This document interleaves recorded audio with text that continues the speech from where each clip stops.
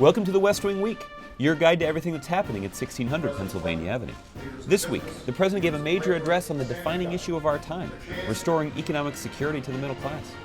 He also hosted former President Clinton, the Canadian Prime Minister, and Startup America, honored 5 giants from the art world, and urged Congress to extend the payroll tax cut. That's December 2nd to December 8th, or the Obamas of Osawatomie. I have roots here.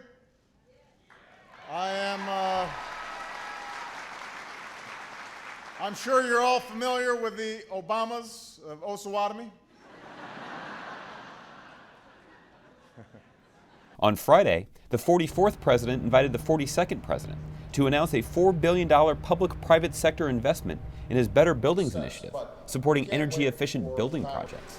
Together, they toured a Washington, D.C. office building where current investments in retrofitting will improve its Energy Star rating, create jobs, and reduce energy costs. And I believe as strongly as I can say that this is good business, creates jobs, makes us more energy independent, and helps to fight climate change. It's the nearest thing we've got to a free lunch in a tough economy. And when millions of construction workers have found themselves out of work since the housing bubble burst, it will put them back to work doing the work that America needs done. So this is an idea whose time has come. On Sunday, December 4th, the President and First Lady welcomed the 5 honorees from the 34th Annual National Celebration of the Arts to the White House.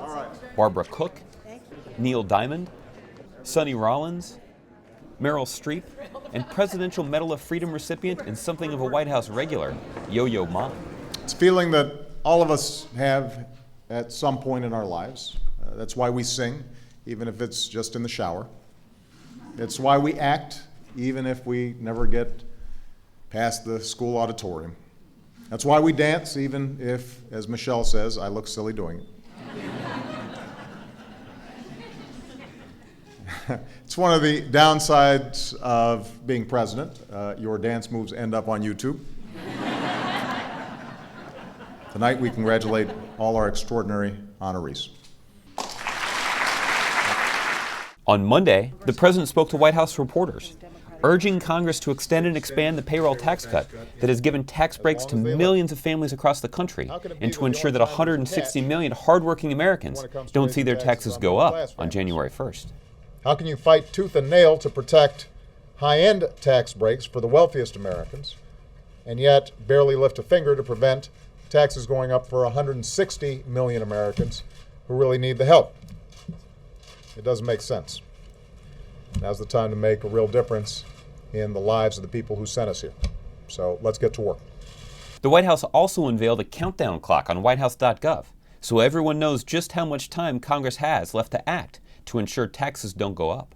On Tuesday, the president traveled to Osawatomie, Kansas, where just over 100 years ago, President Teddy Roosevelt called for a new nationalism, where everybody gets a fair shot, pays their fair share, and can count on a fair shake.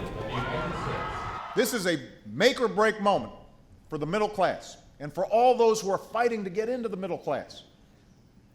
After all that's happened, after the worst economic crisis, the worst financial crisis since the Great Depression, they want to return to the same practices that got us into this mess. And their philosophy is simple. We are better off when everybody's left to fend for themselves and play by their own rules. I am here to say they are wrong.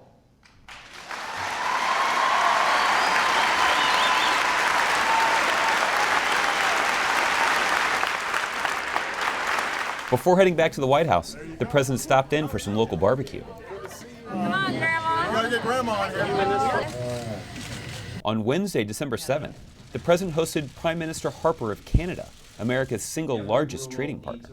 They agreed on initiatives to ease trade and travel and discussed the president's highest priority, creating jobs and putting Americans back to work.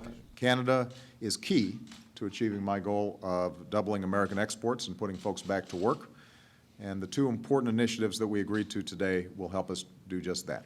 On Thursday, the president met with the Partnership Board of Startup America to discuss their work promoting entrepreneurship, a core component of President Obama's National Innovation Strategy for achieving sustainable economic growth and creating good jobs.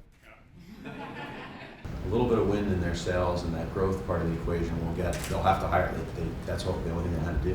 But I actually think that we should be trying to figure out how to have 10 to 20 Silicon Valleys within the U.S. The president then headed back to the White House briefing room to tell reporters that despite Republican obstruction in the Senate, he would keep pressing for a robust and fully staffed Consumer Financial Protection Bureau that would keep credit bureaus and payday lenders in check while leveling the playing field for working families.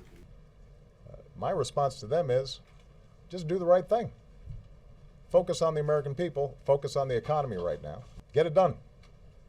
Meanwhile, in the Sunshine State, Vice President Biden made a surprise stop at Naval Station Mayport in Jacksonville as sailors returned from overseas missions and celebrated their homecoming with their families.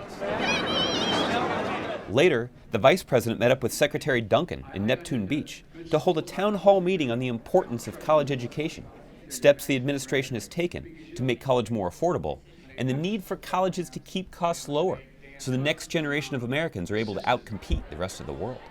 To find out more information on any of these topics or to see complete videos of these events, go to whitehouse.gov. And thanks again for checking out your West Wing Week. We're going to have to get you a permanent room around here. The blue room, the red room, and the yo-yo ma room. We keep inviting him, and for some reason he keeps on coming back.